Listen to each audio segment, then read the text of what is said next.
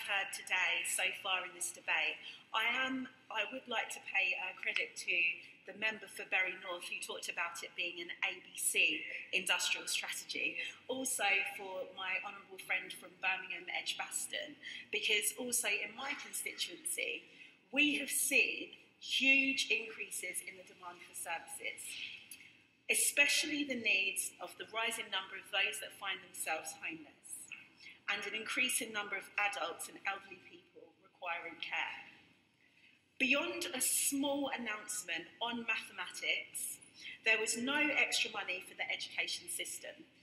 It is not as simple as 2 + 2 is 4, -3 is 1, quick maths.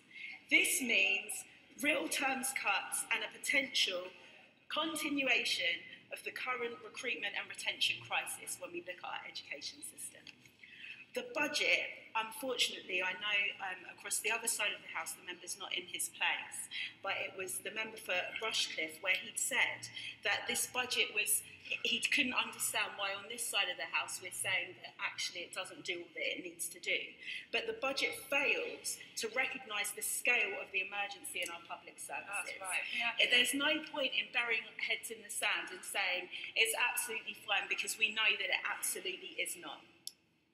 I think that whilst we have acknowledged on both sides of the House, when it comes to things like universal credit, there are things that need to be amended, there was a real opportunity to pause and fix this, and that was not done.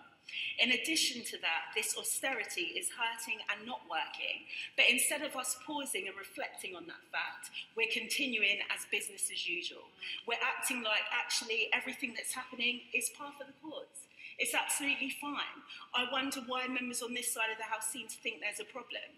There's a problem because our constituents come to us with their problems. There's a problem because it seems to be that we're avoiding paying attention to the real needs that they have, and rather than taking this opportunity in the budget to assist them, we've just decided to carry on as it is. So my concern with this budget, it's fantastic that we'll have driverless cars, we'll have all the gear and no idea when people in our constituencies are suffering.